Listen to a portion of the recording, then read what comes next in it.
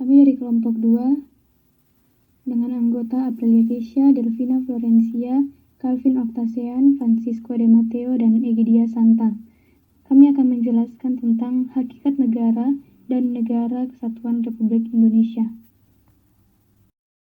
1. Hakikat negara. Negara adalah sebuah organisasi atau badan tertinggi yang memiliki kewenangan untuk mengatur perihal yang berhubungan dengan kepentingan masyarakat luas, serta memiliki kewajiban untuk mensejahterakan, melindungi, dan mencerdaskan kehidupan bangsa. Para ahli yang mempunyai rumusan yang berbeda mengenai negara antara lain Hans Kelsen tahun 1969, Legeman tahun 1985, Jean Bodin tahun 1999, Frans Magnus Suseno tahun 1988, dan Prof. Miriam Budiardjo tahun 1993. Sifat negara.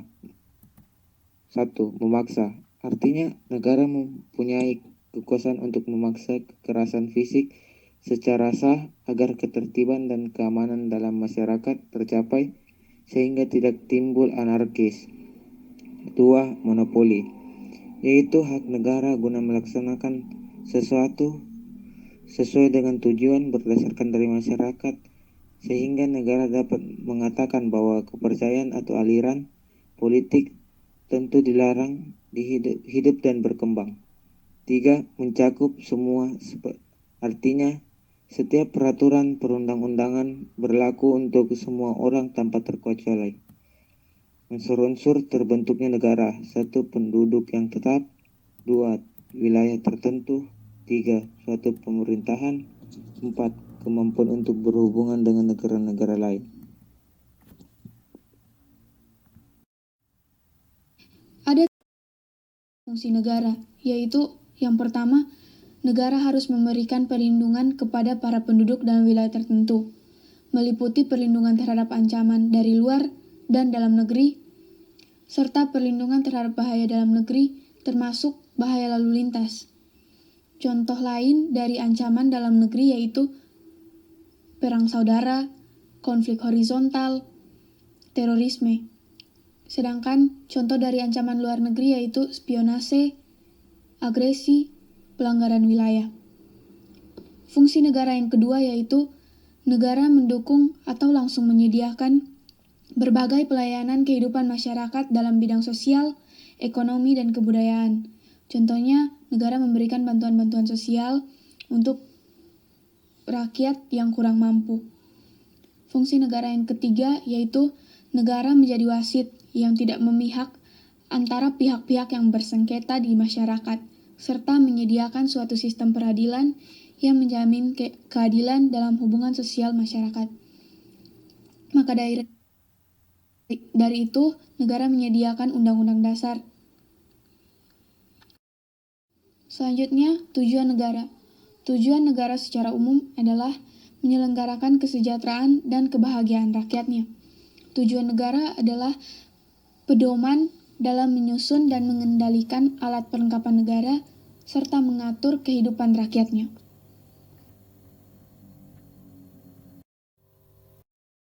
Hakikat Negara Kesatuan Republik Indonesia. A. Pengertian NKRI. Negara Republik Indonesia adalah negara kesatuan. Kesatuan ini terdapat dalam pasal 1 Undang-Undang Dasar Republik Indonesia tahun 1945. Dalam undang-undang disebutkan bahwa desentralisasi adalah penyerahan wewenang pemerintahan oleh pemerintah pusat kepada daerah otonom dalam kerangka NKRI atau Negara Kesatuan Republik Indonesia. B. Wilayah NKRI. Wilayah Indonesia seluas 5.180.053 km persegi yang terdiri dari wilayah daratan 1.922.570 km persegi dan wilayah lautan 3.257.483 km persegi. Di wilayah tersebut tersebar 13.466 pulau. Wilayah laut Indonesia dapat dibedakan menjadi 3 macam, yaitu yang pertama, Zona laut teritorial. Batas laut teritorial ialah garis kayal yang berjarak 12 mil laut dari garis dasar ke arah laut lepas. Yang kedua adalah zona landas kontinen. Landas kontinen ialah dasar laut yang secara geologis maupun morfologi merupakan lanjutan sebuah kontinen atau benua. Yang ketiga adalah zona ekonomi eksklusif. Zona ekonomi eksklusif adalah jalur laut selebar 200 mil laut ke arah laut terbuka diukur dari garis dasar. Hakikat negara Kesatuan Republik Indonesia atau NKRI pada bagian C membahas tentang batas-batas wilayah Negara Kesatuan Republik Indonesia atau NKRI. Terdapat 4 poin, yakni mencakup tentang batas-batas wilayah Indonesia bagian utara, bagian barat, bagian timur, dan bagian selatan. Poin pertama, batas-batas wilayah Indonesia sebelah utara, yakni berbatasan langsung dengan wilayah Malaysia, tepatnya di sebelah utara Pulau Kalimantan. Yang kedua, batas-batas wilayah Indonesia sebelah barat, yakni tidak ada negara yang berbatasan langsung dengan wilayah darat Indonesia bagian barat. Secara geografis, daratan Indonesia terpisah jauh dengan daratan India, tetapi keduanya memiliki batas tertentu di sekitar Samudra Hindia dan Laut Andaman. Yang ketiga, batas-batas wilayah Indonesia sebelah timur, yakni berbatasan langsung dengan daratan Papua Nugini dan perairan Samudra Pasifik. Dan yang terakhir, batas-batas wilayah Indonesia sebelah selatan, yakni berbatasan langsung dengan darat Timor Leste.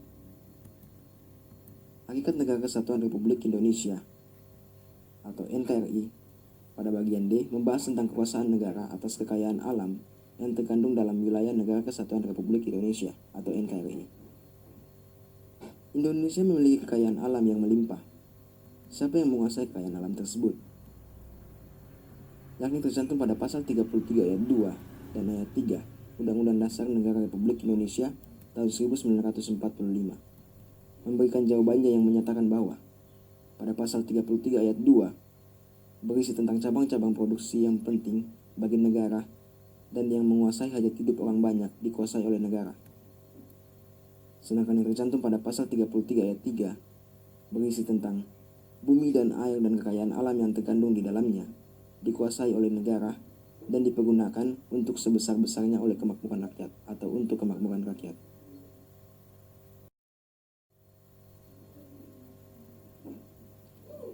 Hakikat Negara Kesatuan Republik Indonesia atau NKRI pada bagian E membahas tentang fungsi dan tujuan Negara Kesatuan Republik Indonesia atau NKRI. Pada pembahasan fungsi, pada poin pertama yakni membahas tentang mengusahakan kesejahteraan dan kemakmuran rakyat. Yang kedua, menegakkan keadilan dan menciptakan supremasi of law melalui badan peradilannya. Yang ketiga, melaksanakan penertiban sehingga terjadi kestabilan dan mencapai tujuan bersama. Yang keempat, mempertahankan untuk menjaga kemungkinan timbulnya serangan dari luar. Sedangkan tujuan dari Negara Kesatuan Republik Indonesia atau NKRI yakni mewujudkan masyarakat Indonesia yang damai, demokratis, berkeadilan, berdaya saing maju, dan sejahtera dalam wadah Negara Kesatuan RI yang didukung oleh manusia Indonesia yang sehat, mandiri, beriman, bertakwa, berakhlak mulia, cinta tanah air, berkesadaran hukum dan lingkungan, menguasai ilmu pengetahuan dan teknologi, memiliki etos kerja yang tinggi, serta berdisiplin merupakan visi bangsa Indonesia itu sendiri.